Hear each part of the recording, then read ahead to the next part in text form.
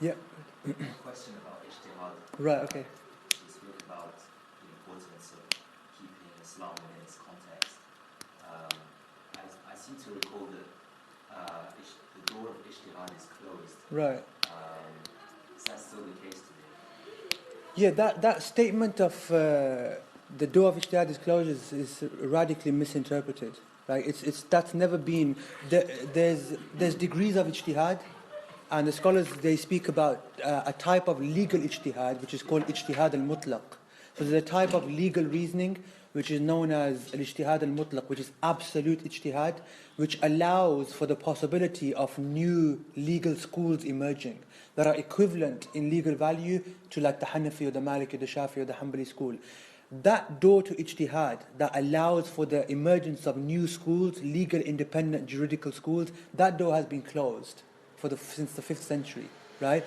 But the other degrees of ijtihad that the scholars mentioned, Ibn Abidin, one of the Hanafi scholars from the Levant, he mentioned 7 degrees.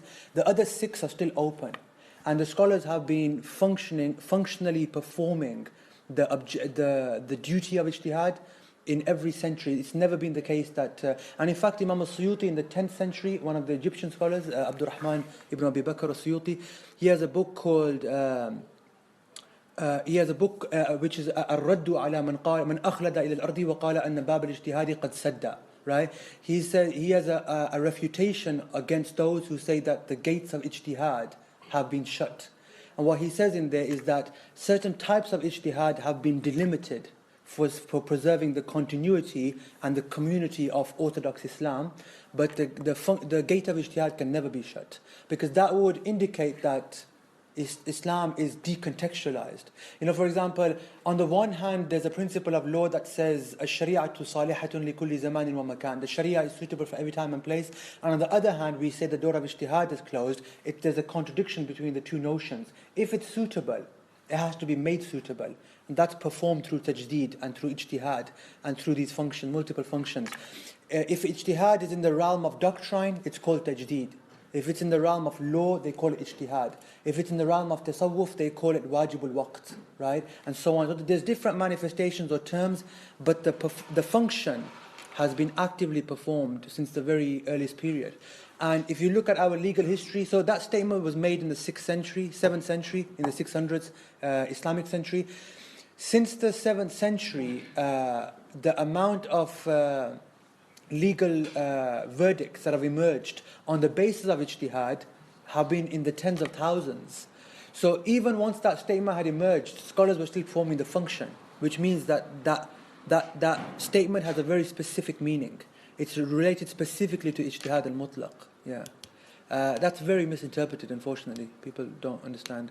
And unfortunately, that notion that you mentioned about the ijtihad door, the gate being shut, that's what's led to a type of conservatism and stagnancy inside the Muslim scholarship or the Muslim community, where there seems to be a reliance on medieval verdicts for dealing with the problems of our age, or there's generally a sense of stagnancy, a sense of jumud in the mindset of certain factions. Yeah. Or maybe would you say privileging a method like pièce, which would be drawing analogies with, as you said, previous rulings, as opposed to maybe renewing or using completely different reference, like pure rationality. I mean, I'm no expert. What's pure rationality? Well, what I mean is, as opposed to relying on a previous ruling and just drawing a new ruling out of an analogy with this ruling, you kind of base yourself on, I would say, some kind of maybe common sense, or... What's common sense? Well, I would argue like a kind of a rational reasoning that isn't using a previous ruling as a kind of reference. So in other words, you would be kind of drawing in the realm of what we call natural law. That's interesting. So what would be your definition of natural law? Natural law? Yeah, because there's been a complete rejection of natural law by the quantum physicist himself, right, in our time. So how would you define natural law as a source? Would natural law work as a source of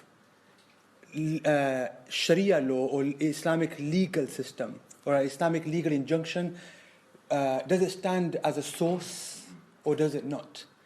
Is that natural law in accordance with revelation, or does it stand outside revelation? Yeah, yeah. I mean, that was why I was. Yeah. So this type of ijtihad that undercuts the tradition, there's no foundation for it in our tradition. In other words, if the call to ijtihad is an undercutting of the community and the continuity of our tradition, it's not really a call to ijtihad. It's a call to a new madhab in the name of ijtihad. It's a call to radical reformation of a Lutheran Protestant type, right, which undercuts 1,200 years of scholarship and defies principle and methodology. What's key is that although particular rulings can change, the method cannot be undercut. So if what you're suggesting as natural law or you're suggesting as rationality, if it undercuts the methodology that's been given by and established by the Quran and the Sunnah and the work of 1,200 years of scholarship, then it's not considered ijtihad. I mean, we can debate terms, but it won't be considered ijtihad in the technical sense. And this is why it's really important for people who make calls to ijtihad. It's essential that the type or the nature of ijtihad is defined. Otherwise, we're falling prey to the same academic lacklusterness that people are doing in academia. So using terms without defining. Often, for example, when you say we need ijtihad, what type of ijtihad do we need? Is it ijtihad al-bayani? Is it ijtihad al-fikri? Is it ijtihad al-qiyasi? Is it a type of ijtihad?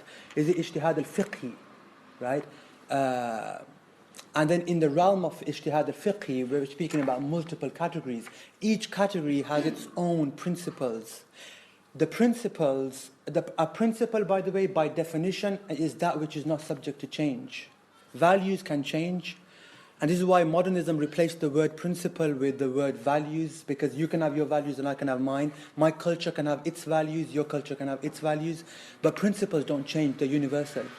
So if what you mean by natural law or rationality is a defiance of first principles, metaphysics in Islam, then that's not possible, because then we're leaving the ambit itself. We're leaving the framework and bringing from without. That's not, it won't be considered Sharia law. It can be a type of law, but it won't be considered Shari'i or Islamically legal. Yeah. But that essentially goes back to the point that you said earlier, which is that creating a new school of Exactly. law is that bab is closed. That bab, yeah, no doubt. Yeah. Yeah. And the reason why there's a communal consensus, a diffused consensus about that is like what they call al-ijma' al-qata'i. There's diffused consensus about the fact that the ijtihad al-mutlaq is closed, is because all the principles and the methodology is preserved within the existing paradigm.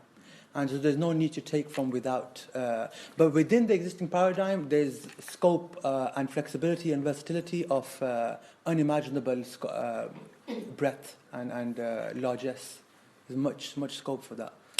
And also, that's a good point you made, actually, because there's I sense, especially here, I've never sensed this in the UK as much, but in Europe, in Norway, I had the same discussion with a few brothers, and here in France. But there's a sense of an ijtihad that undercuts principles. That's a completely confounded and unfounded idea in our religion, completely. So the whole point of ijtihad is adherence to methodology. That's the whole point, right? The scholars, they say, نُلْزَمُ بِوُقُوفَ عِنْدَ الْمَنَاهِجِ دُونَ الْمَسَائِلِ. What we're bound to do is to follow the methodology that's been given to us as opposed to the particular masail. The conservatism and inertia that I was speaking about was the fact that people become stagnant because they become stuck to the masail of previous eras. What you mentioned also about qiyas, for example, is it's not necessary for legal verdicts or legal reasoning in our age to be contingent upon particular verdicts from a previous age. That's not a necessary condition of qiyas. The qiyas can be based upon a nas al-asli. It can be based upon scriptural or textual proof directly, without having to. In fact, there's even scope for reinterpretation of texts, of original classical texts, so long as the hermeneutical principles are upheld, the basic principles are upheld. Yeah. Sorry.